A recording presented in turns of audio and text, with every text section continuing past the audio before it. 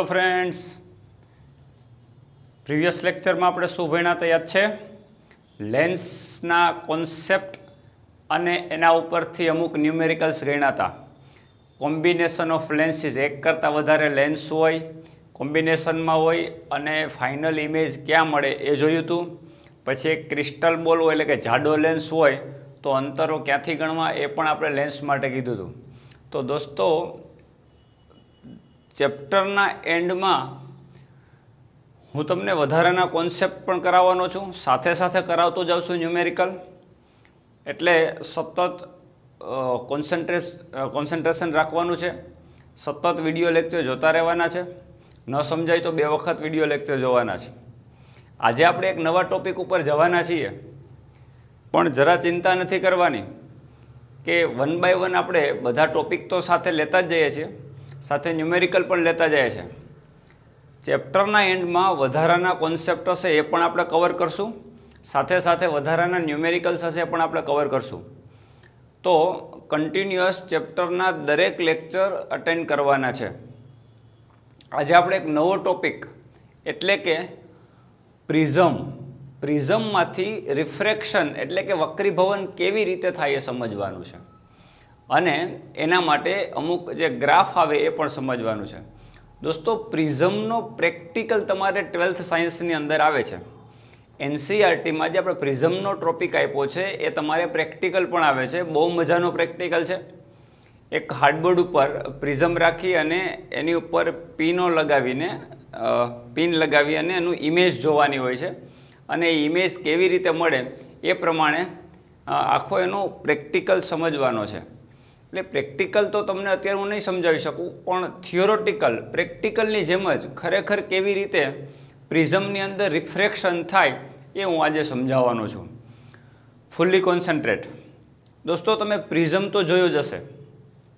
પ્રિઝમની અંદર સામેથી તમે જો એનો સરફેસ તો તમને ત્રિકોણ દેખાય. આમ તો પ્રિઝમ 3 ડાયમેન્શનલ એક વસ્તુ છે કાચની, પણ તમે સામેથી એની સરફેસ જો તો 3 બાજુ તમને દેખાય.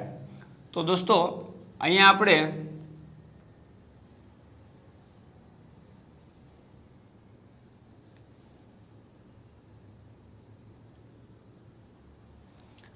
માત્ર 2 ડાયમેન્શનમાં એની 3 સરફેસ હું તમને બતાવું છું તો ઝડપથી તમે સમજી શકશો. અહીંયા પ્રિઝમ મૂક્યો છે, આ એનો પાયો કહેવાય. આ જે ઉપર જે એંગલ બને, ધારો કે આ ખૂણો આપણે એ કહીએ તો એ એનો પ્રિઝમ કોણ કહેવાય. તો આટલા પ્રિઝમ કોણવાળો કોઈ પ્રિઝમ છે અને આ 3 સરફેસ એની છે.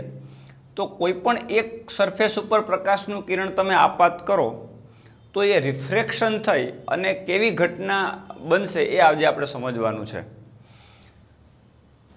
તો આ પ્રિઝમની અંદર ધારો કે આપણે પ્રકાશનું કિરણ આ સરફેસ ઉપર આપાત કરીએ કોઈ એંગલ ઉપર,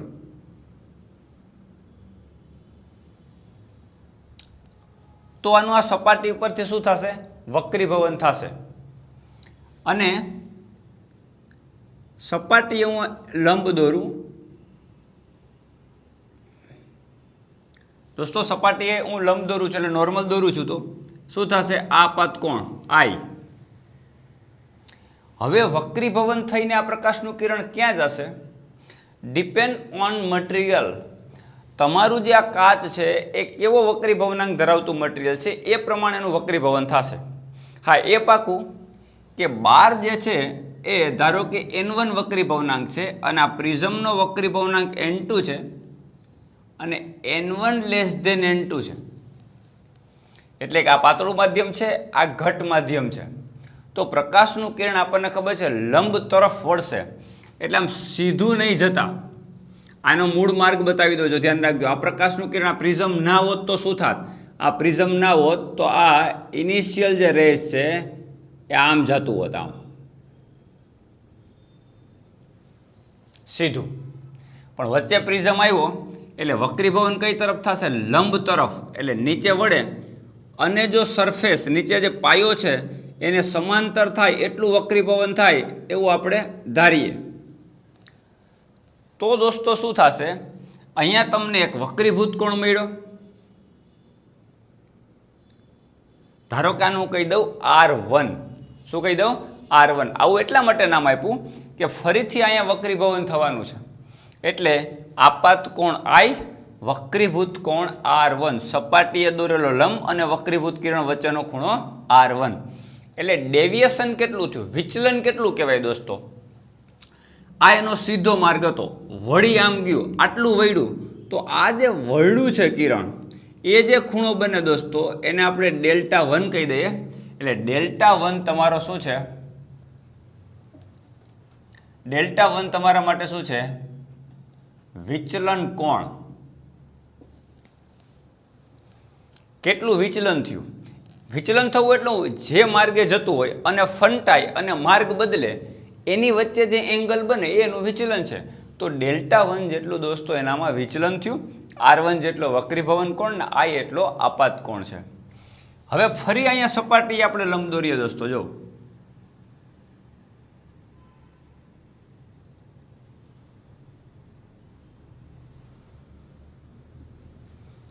આ બંને લંબ મેં અહીંયા જોડી દીધા છે. એક મહત્વનું પરિણામ આપણે મેળવવાનું છે એટલા માટે. સપાટી અહીંયા લંબ દોર્યો તો અહીંયા જે છે એ આપાત કિરણ થશે દોસ્તો. આ સપાટી માટે આ કિરણ વક્રીભૂત કિરણ કહેવાય, પણ આ સપાટી માટે આપાત કિરણ કહેવાય. એટલે એ જે આપાત કોણ છે એનું નામ આપી દઈએ આપણે R2.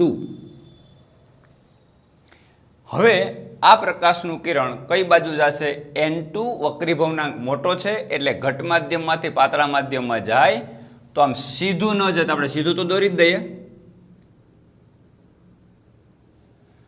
જો આ સપાટી ન હોત તો સીધું વહી ગયું હોત, પણ વચ્ચે આ સપાટી આવી ગઈ એટલે વક્રીભૂત થઈ અને લંબ જે છે ઉપર, તો ઉપર નહીં વળે, લંબ તરફ નહીં વળે, લંબથી દૂર વળશે. એટલે ધારો કે લંબથી દૂર વળી અને આ બાજુનું વક્રીભવન થયું. તો દોસ્તો આ સપાટી માટે આ વક્રીભૂત કિરણ કહેવાય, પણ આ કિરણ આર પાર નીકળી ગયું એટલે એ કિરણને નિર્ગમન કિરણ કહેશું. શું કહેશું, નિર્ગમન. એટલે આ તમારા માટે નિર્ગમન કિરણ. અને આ જે ખૂણો બને આ સીધું જતું હતું એને બદલે વળી ગયું એટલે આટલું વિચલન થયું. તો આ તમારા માટે શું છે, વિચલન કોણ Δ2. એટલે બે વખત વિચલન થયું, એક વખત અહીંયા અને એક વખત અહીંયા.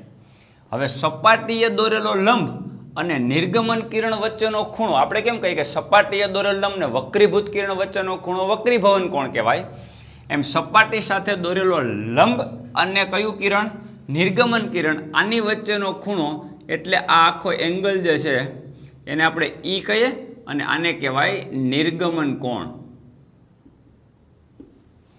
એ ખરેખર નિર્ગમન કોણ એ બીજી સપાટી માટે વક્રીભૂત કોણ જ થયો.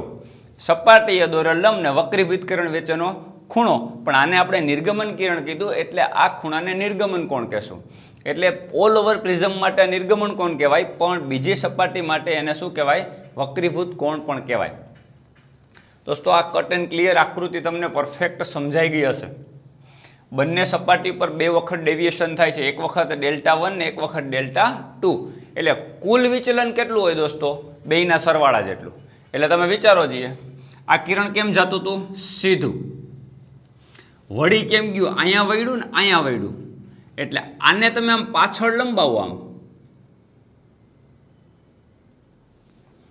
તો ટોટલ ડેવિએશન તમને મળે. જો આમ જતું હતું, જોજો આ રેઝ આમ જતું હતું અને આમ વળી ગયું.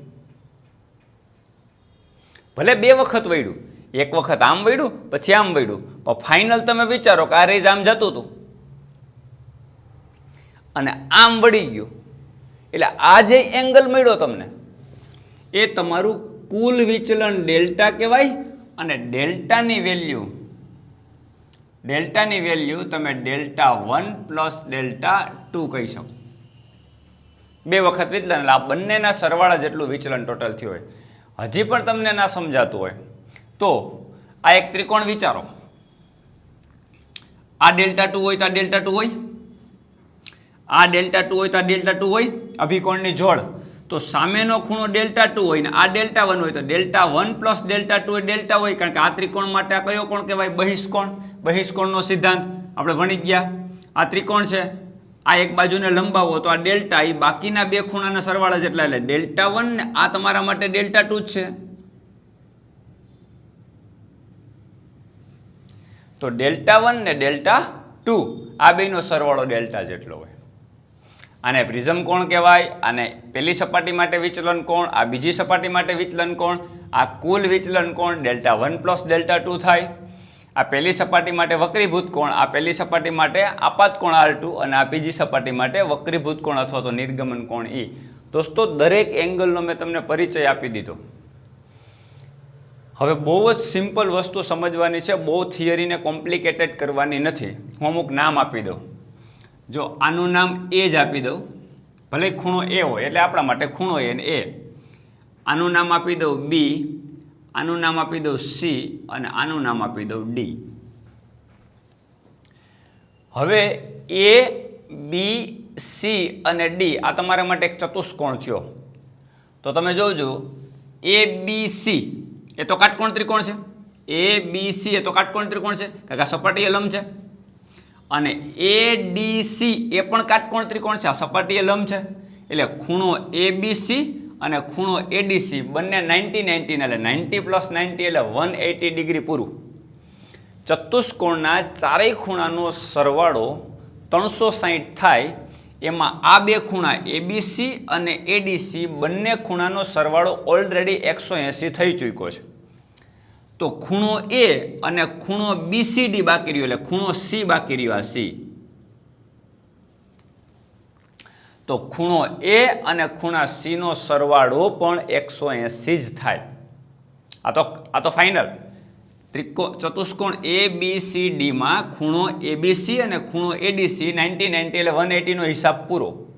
તો ખૂણો એ અને ખૂણા સી નો સરવાળો 180 ડિગ્રી થતો હોય તો જ તમારું 360 નો હિસાબ પૂરો થાય. 180 આ અને 180 આ એટલે 360 ડિગ્રી.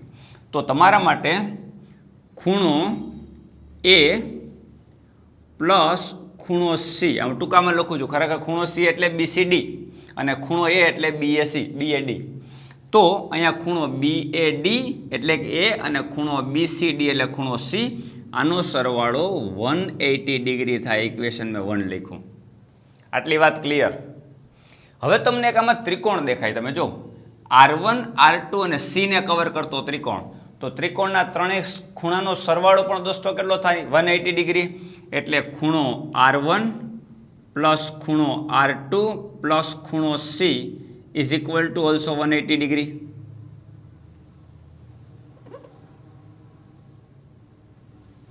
ખૂણો C, R1 ને R2 આ ત્રિકોણના ત્રણેય ખૂણાનો સરવાળો 180 થાય. દોસ્તો આ બંને 180 ડિગ્રી છે, તો આ બંને સરખાવી શકાય. આ બંનેને સરખાવો જોઈએ, શું થાય? હવે આમ ખૂણાની જે નિશાની છે હું નથી કરતો, ડાયરેક્ટ લખું છું. તમે જો 180 180 આ બંને છે એટલે આના બરાબર આ લખી શકાય. જમણી બાજુ સરખી એટલે ડાબી બાજુ સરખી. એટલે ખૂણો a plus c is equal to R1 plus R2 plus c. A plus c is equal to R1 plus R2 plus c. C cancel થઈ જાય બંને બાજુથી, સામે જાય એટલે 0 થઈ જશે. અને તેથી a is equal to R1 plus R2. Prism માટે આ પરિણામ યાદ રાખવાનું છે કે પ્રિઝમ કોણની વેલ્યુ એ R1 અને R2 ના સરવાળા જેટલી, એટલે કે પહેલી સપાટી માટે વક્રીભૂત કોણ, બીજી સપાટી માટે આપાત કોણ, આ બંને માટે R1 અને R2 જે છે એના સરવાળા જેટલો હંમેશા પ્રિઝમ કોણ હોય. આઈ થિંક આ વાત બધાને ક્લિયર થઈ ગઈ હશે. તમારે બે જ ટાર્ગેટ બનાવવાના, એક ચતુષ્કોણ અને એક આ નીચેનો ત્રિકોણ. બંનેના સરવાળામાં આ બે તો 90-90 હોય, આ બેનો સરવાળો 180 અને આ ત્રણેયના ખૂણાનો સરવાળો 180, બેની કમ્પેર કરશો એટલે એ તમને પ્રિઝમ કોણનું પરિણામ મળશે. આટલી વાત ક્લિયર. દોસ્તો હવે આની ઉપર આવીએ. Delta is equal to Δ1 plus Δ2 એટલે કુલ ડેવિએશન, કુલ વિચલન Δ1 પ્લસ Δ2 થાય છે. પણ Δ1 શું છે? તમે જો Δ1 ને R1 નો તમે સરવાળો કરો તો I જેટલો હોય, કારણ કે આ અભિકોણ થઈ ગયો. તમે જો આ ચોકડી પડે છે, તો આઈની વેલ્યુ કેટલી હોય? Δ1 પ્લસ R1. અહીં હું સાઈડમાં કરું છું, ત્યાં તમને ખ્યાલ આવે. અહીં સાઈડમાં કરું છું કે I is equal to Δ1 plus R1. તો દોસ્તો Δ1 કેટલો થાય? I minus R1. આ પરિણામ મળે. તો Δ1ની કિંમત તમે I માઇનસ R1 મૂકી શકો. સેમ આ બાજુ આવો તમે જો, અહીંયા પણ એક અભિકોણની જોડ બને. નિર્ગમન કોણ E ની વેલ્યુ કેટલી થાય? E is equal to Δ2 plus R2. તો પછી Δ2 કેટલો થાય? E minus R2. તો આ તમારો Δ2 થઈ ગયો. તો Δ1 બરાબર I માઇનસ R1 મૂકી શકાય. સેમ અહીંયા Δ2 બરાબર E માઇનસ R2 મૂકી શકાય. તો આ બંનેની વેલ્યુ અહીં અવેજ કરો જી, શું થાય? Δ is equal to I minus R1 plus E minus R2. અને આપણે અલગ રાખીએ. Δ1ની કિંમત I માઇનસ R1 અને Δ2ની કિંમત E માઇનસ R2. હવે I પ્લસ E, તેથી Δ is equal to I plus E. I plus E અને આમાંથી માઇનસ કોમન કાઢી લઈએ. આમાંથી બંનેમાંથી માઇનસ કોમન કાઢીએ તો શું થશે? R1 પ્લસ R2 થશે દોસ્તો. તો R1 પ્લસ R2ની કિંમત કેટલી? એ જેટલી હોય પ્રિઝમ કોણ જેટલી. તો ફાઇનલી શું થયું? વિચલન કોણ Δ is equal to I plus E minus A. મિત્રો આ તમારા માટે પ્રિઝમ સમીકરણ કહેવાય. શું કામ આને પ્રિઝમ સમીકરણ કીધું? દોસ્તો આ સમીકરણ આખા પ્રિઝમની કુંડળી કાઢી નાખે છે. કઈ રીતે? વિચલન કોણ પણ આમાં છે, આપાત કોણ પણ અહીંયા છે, નિર્ગમન કોણ પણ છે અને પ્રિઝમ કોણ પણ છે. એટલે કોઈ પણ એંગલ આપેલા હોય એના ઉપરથી કોઈ એંગલ મેળવવાનો કીધો હોય તો તમે આ સમીકરણ ઉપરથી મેળવી શકો. બધા જ એંગલ અહીંયા કવર થઈ જાય છે. એટલે આ તમારું ફાઇનલી પ્રિઝમનો ડેટા કમ્પ્લીટ આપે છે. એટલે આને મેં તમને હમણાં શબ્દ પ્રયોગ કર્યો કે કુંડળી મીન્સ આખો કમ્પ્લીટ ડેટા આપે છે. એટલે આને શું કહેવાય? પ્રિઝમ સમીકરણ કહેવાય. આટલી વાત સમજ્યા પછી દોસ્તો હવે પ્રિઝમની અંદર બે વસ્તુ, તમે જેમ આપાત કોણ બદલતા જાઓ એમ સામે વિચલન કોણ પણ બદલતો જશે. શું કામ? કારણ કે આપાત કોણ બદલો એમ સામે વક્રીભૂત કોણ બદલે. વક્રીભૂત કોણ બદલે આપાત કોણ બદલાવો તો સામે આ વક્રીભૂત કોણ બદલે, અને આ બદલે તો સામે વિચલન કોણ બદલે. વિચલન કોણ બદલે એટલે ટોટલ ડેવિએશન બદલે.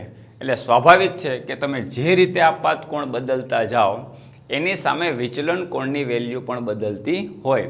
એટલે વિચલન કોણ વિરુદ્ધ આપાત કોણનો એક ગ્રાફ આવે જે તમારી NCERT ટેક્સ્ટબુકની અંદર આપેલી છે. એ ગ્રાફ હું અહીંયા તમારી સામે મૂકું અને સમજાવું કે કેવી રીતે વર્ક કરે. પ્રેક્ટિકલની અંદર પણ આ ગ્રાફ આપણે દોરવાનો છે. આપાત કોણ જુદા જુદા વેલ્યુ લેવાની છે, સામે વિચલન કોણ જોતો જવાનો છે અને એનો ગ્રાફ દોરવાનો. એ ગ્રાફની વક્રતા કેવી રીતે આવે અને એમાં શું સમજાવી શકાય એ હું અહીંયા તમારી સામે મૂકું છું. આઈ હોપ તમને આટલી વાત ક્લિયર થઈ ગઈ હશે. આ એક ઇક્વેશન મહત્ત્વનું થાય, આ પણ ઇક્વેશન મહત્ત્વનું થાય. આ બંને ઇક્વેશન તમારા માટે ઇમ્પોર્ટન્ટ છે. આટલી વાત ક્લિયર થઈ ગઈ. હવે આપણે ગ્રાફની ચર્ચા કરીએ. મિત્રો હવે આ ગ્રાફ સમજવાનો પ્રયત્ન કરીએ. તમારી સામે વિચલન કોણ વાયક્ષ ઉપર અને એક્સ અક્ષ ઉપર આપાત કોણ મૂક્યો. એટલે વિચલન કોણ વર્સિસ આપાત કોણનો આપણે ગ્રાફ દોર્યો છે. હવે શું કરવાનું કે પ્રેક્ટિકલી પ્રિઝમની અંદર આપાત કોણ બદલતો જવાનો. પ્રેક્ટિકલની અંદર કેવી રીતે કરવાનું એ તમારે આવશે સમજવાનું, સાથે ગ્રાફ પણ દોરવાનો આવશે. તો તમને આ પ્રકારની વક્રતા મળશે. આ પ્રાયોગિક રીડિંગના આધારે દોરેલો ગ્રાફ છે. એટલે આ ગ્રાફ માત્ર આપણે સમજવાનો છે કેવી રીતે આ પ્રકાશના કિરણોનું રિફ્રેક્શન થતું હોય. તમે જેમ જેમ આપાત કોણ બદલતા જશો એટલે શરૂઆતની સપાટી ઉપર આપણને જે પ્રિઝમની સપાટી ઉપર આપાત કોણ મળે અને સામે ફાઇનલી આપણને ડેવિએશન મળે એ પ્રકાશનું કિરણ જેટલું વળતું જશે એ તમને આ બતાવે છે. એટલે શરૂઆતમાં તમે જો ગ્રાફમાં અહીંયા તમે કોઈ એક ટપકું વિચારો તો અહીંયા આપાત કોણ છે. એટલે ધારો કે 30 ડિગ્રી આપાત કોણ, તમને ડેવિએશન છે એ લગભગ 60 ડિગ્રી મળ્યું. અહીંયા 30 ડિગ્રી અને અહીંયા તો તમને 60 ડિગ્રીની આસપાસ મળ્યું છે વેલ્યુ. હવે તમે આગળ જતા જાઓ, એમ થોડો થોડો આપાત કોણ વધારતા જાઓ તો વક્રીભૂત કોણ ઘટતો જશે. તમે જો અહીંયા કોઈ ટપકું વિચારો તો 40 કે 42 ડિગ્રી ઉપર તમને વિચલન કોણ છે એ તમને કેવો મળ્યો છે? ઓછો મળ્યો. હજી તમે વધારતા જાઓ વિચલન કોણ ઘટતો જાય. એટલે શરૂઆતમાં જેવી રીતે તમે આપાત કોણ વધારો છો એ પ્રમાણે તમારું ડેવિએશન ઘટતું જાય, વિચલન કોણ ઓછો થતો જાય. એક પોઝિશન એવી આવશે, આ પોઝિશન કે અહીંયા દાખલા તરીકે 50 ડિગ્રી છે એપ્રોક્સિમેટ, તો 50 ડિગ્રી ઉપર તમને વિચલન કેટલું મળ્યું? 40 ડિગ્રી. તો અહીંથી ઘટવાનું બંધ થઈ જશે. હવે તમે 50 ડિગ્રીથી આગળ જાશો તો ફરી વિચલન કોણ વધતો જશે. અને એક સમય એવો આવશે કે પહેલી વખત તમને લગભગ 40 ડિગ્રીએ 50 ડિગ્રી વિચલન મળ્યું તો પાછું તમે વધારતા જાઓ તો અહીં તો આપાત કોણ તો મોટો થઈ ગયો, જો તમારો 70 ડિગ્રી જેવો થઈ ગયો એપ્રોક્સિમેટ, તોય પાછો વિચલન તો તમને 50 જ મળે છે. એનો મતલબ શું થયો કે આ તમારા માટે આપાત કોણ I1 અને આ તમારા માટે આપાત કોણ I2, પણ આ તમારા માટે વિચલન કોણ ડેલ્ટા. એટલે આપાત કોણની બે વેલ્યુ તમને એવી મળે કે જેથી કરીને તમારો એક જ વિચલન કોણ મળે. શું કામ? કારણ કે શરૂઆતમાં તમે આપાત કોણ વધારો એમ વિચલન ઘટતું જાય, ઘટીને ન્યૂનતમ થઈ જાય. એટલે એવી સ્થિતિ થાય કે હવે પછી વિચલન ઘટી શકશે નહીં આનાથી. હવે તમે આપાત કોણ વધારશો તો પાછું કિરણની દિશા ઉલટી થઈ જશે, એટલે કે વિચલન ઘટતું જશે. પહેલાં વિચલન થતું હોય, દાખલા તરીકે કોઈ કિરણ છે આમ વળતું જાય. હવે તમે આપાત કોણ વધારો તો હવે વળવાનું વધશે નહીં. એનો મતલબ હવે શું થશે? ઘટશે. અથવા તો પહેલાં ઘટતું હોય તો પહેલાં ઘટે છે, પછી પાછું શું થશે? વધશે. તો દોસ્તો ખૂણો ઘટીને પછી વધે એટલે સ્વાભાવિક છે કે વક્રીભૂત કિરણ અથવા તો નિર્ગમન કિરણની આખી દિશા જે છે એ ઉલટાઈ જશે. વળતું આમ હશે એને બદલે આમ વળવા માંડે એટલે એંગલ નાનો થઈ જાય, અથવા પહેલાં એંગલ નાનો થતો હોય ને પછી ઊંધું વળવા માંડે એટલે એંગલ શું થતો જાય? મોટો. એટલે શરૂઆતમાં જે પ્રકાશનું કિરણ નિર્ગમન પામે છે દોસ્તો એ અથવા તો ડેવિએશન જે થાય છે એ શરૂઆતમાં ઘટશે, એક વખત મિનિમમ થઈ જશે અને પછી ડેવિએશન છે એ વધતું જશે. એટલે તમને બે જુદા જુદા આપાત કોણ માટે એક વિચલન કોણ મળશે ફરીથી પાછો. અહીંયા કેટલો વિચલન કોણ છે? 50. તો પાછો એક આપાત કોણ ઉપર તમને પાછો 50 ડિગ્રીનો વિચલન કોણ મળશે. આવી સ્થિતિનું નિર્માણ થશે. હવે એક મહત્વની ઇમ્પોર્ટન્ટ વાત કે આ પરિસ્થિતિનું નિર્માણ ક્યારે થાય દોસ્તો? જ્યારે આપાત કોણની વેલ્યુ I અને નિર્ગમન કોણ એટલે ફાઇનલ જે કિરણ આપણને મળે છે સપાટીએ લંબ દોર્યો, બીજી સપાટી ઉપર જે નિર્ગમન કિરણ મળે છે, જે કિરણ નિર્ગમન બહાર નીકળી જાય છે પ્રિઝમની આરપાર, એ જે ખૂણો મળે અને આપાત કોણ આ બંને જ્યારે દોસ્તો સમાન થઈ જાય એટલે તમારું ન્યૂનતમ વિચલન થઈ જાય. હવે આના કરતાં તમે વધારશો એટલે વિચલન વધતું જશે. એટલે ન્યૂનતમ વિચલનની શરત શું? ન્યૂનતમ અથવા તો લઘુત્તમ વિચલનની શરત શું? I = E. આપાત કોણને નિર્ગમન કોણની વેલ્યુ આ આખો ડેટા પ્રેક્ટિકલી લીધેલું છે, ધ્યાન રાખજો દોસ્તો. જ્યારે આપાત કોણને નિર્ગમન કોણ સરખા થશે ત્યારે એનું ડેવિએશન મિનિમમ થઈ જશે, પછી ડેવિએશન અહીંથી વધતું જશે. એક વખત ઘટીને મિનિમમ થઈ ગયું એટલે આ પરિસ્થિતિ તમારી શેના માટે છે? આ પરિસ્થિતિ શેના માટે છે? Delta minimum.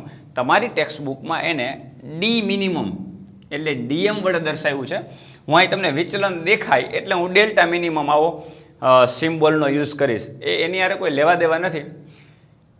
ડેલ્ટા આપણે વિચલનને ડેલ્ટા કહીએ છીએ એટલે ડેલ્ટા મિનિમમ એ આપણા માટે ડેલ્ટા એમ થશે. તો આ વેલ્યુ તમારી ડેલ્ટા એમ થઈ અને આ વેલ્યુ જે થઈ એ કેટલી થઈ?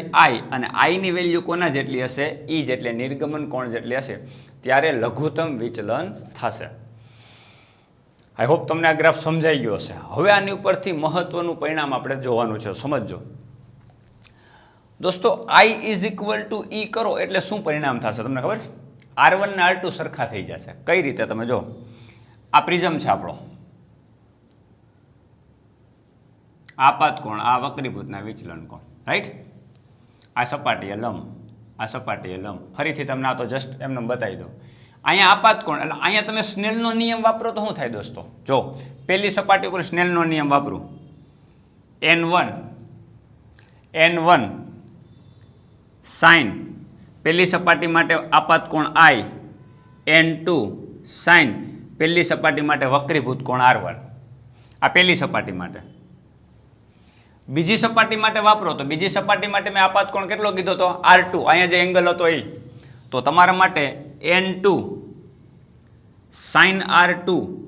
શું કામ N2? કારણ કે પ્રકાશનું કંઈ ઘટ માધ્યમમાંથી પાતળા માધ્યમમાં જાય એટલે વક્રી ભવનાંક N2 થઈ જશે. sin R2 is equal two N1, બહાર નીકળે એટલે વક્રી ભવનાંક N1 હોય, અને sin અહીંયા વક્રીભૂત કોણ, આ વક્રીભૂત કોણ કેટલો હતો? સપાટી લંબને વક્રીભૂત, અને આપણે નિર્ગમન કોણ કહેતા હતા. નિર્ગમન કોણ એ ખરેખર શું છે? બીજી સપાટી માટે વક્રીભૂત કોણ જ છે. તો એ તમારું થયો sin E. આ તમારું બીજું સમીકરણ. મૂકો જઈએ દોસ્તો આમાં I બરાબર E. I ની જગ્યાએ E મૂકી દો. જો અહીં તમે જોજો, I ની જગ્યાએ E મૂકી દો, શું થયું? N1 sin E. તો અહીંયા રહ્યું N1 sin E. તો આ બે સરખા જ થઈ ગયા. આ N1 sin E અહીં E મૂકી દો તો આ N1 sin E જ છે. એનો મતલબ આ બંને સરખા, તો આ બે સરખા થઈ જાય. હવે આ બેને સરખાવી દો. I is equal two E માટે, I is equal two E માટે I is equal two E મૂકી દો તો આ બંને ઇક્વેશન સેમ. એનો મતલબ આ સેમ થઈ ગયા. તો એ બંને સેમ થઈ જાય શું થાય? N2 sin R1 is equal two N2 sin R2. N2 sin R1 is equal two N2 sin R2. દોસ્તો N2 N2 કેન્સલ એટલે sin R1 is equal two sin R2. આનો મતલબ શું થયો કે સાઇનની વેલ્યુ સરખી હોય, sin R1 ને sin R2 ત્યારે જ સરખા થાય કે આ બંને એંગલ સરખા હોય. આ sin 30 હોય અને આ sin 60 હોય તો સરખા ના જ થાય વેલ્યુ. તો R1 ઇઝ ઇક્વલ ટુ શું હોય? R2. તેથી R1 is equal two R2, અને તેથી R is equal two A/2. શું કામ? કારણ લખું, કારણ કે R1 plus R2 is equal two A હોય તો આ બે સરખા કરી દો. તો આને બેને R કહી દો તમે, તો R પ્લસ R એટલે 2R. 2R is equal two A. તો R ઇઝ ઇક્વલ ટુ શું થાય? A/2. કારણ કે અહીંયા શું થઈ ગયું? 2R is equal two A. કારણ કે આ બંને તો હવે સરખા થઈ ગયા. બંને સરખા લખી નાખો, R1 ને R2, એની જગ્યાએ R લખી નાખો તો R પ્લસ R એટલે 2R. 2R is equal two A. તેથી R is equal two A/2. હવે જ્યાં પણ જરૂર પડે ત્યાં R ની વેલ્યુ આપણે A/2 મૂકશું. એ R1 હશે કે R2 હશે. R1 મૂકવું હશે તો પણ A/2 મૂકશું, R2 મૂકવું હશે તો પણ A/2 આપણે મૂકી શકશું. ક્યારે? લઘુત્તમ વિચલનની સ્થિતિમાં. વિચલન જ્યારે ન્યૂનતમ હોય ત્યારે જ તમે I is equal two E લખી શકો. એટલે આ શરતને આધીન છે, ધ્યાન રાખજો. તો લઘુત્તમ વિચલનની સ્થિતિમાં તમે R is equal two A/2 લખી શકો. નહીંતર નોર્મલ કેસમાં તમારે આવું જ લખવું પડે. R1 અને R2 નો સરવાળો કોના જેટલો હોય? A જેટલો હોય. આટલી વાત ક્લિયર. આની ઉપરથી આપણને આપત કોણે મળશે? તમે જો, આપણું પ્રિઝમ સમીકરણ શું હતું? શું હતું પ્રિઝમ સમીકરણ આપણું? Delta is equal to I plus E minus A હતું, રાઈટ? હવે I બરાબર E કે E બરાબર I લખી નાખો. અહીંયા હું I લખી નાખું તો I પ્લસ I એટલે 2I. તેથી delta is equal two 2I minus A. પણ ક્યારે? મિનિમમ વિચલનની સ્થિતિમાં. એટલે હું અહીં ડેલ્ટા નહીં લખી શકું, અહીં delta M. I plus I એટલે 2I માઇનસ A. તેથી delta M plus A is equal two 2I. એ સામે જાય એટલે પ્લસ, અને તેથી I is equal to delta M plus A/2. આનો મતલબ શું થયો કે જ્યારે તમારે આપાત કોણ મૂકવું હોય ત્યારે ડેલ્ટા M પ્લસ A/2 મૂકી શકો, અને જ્યારે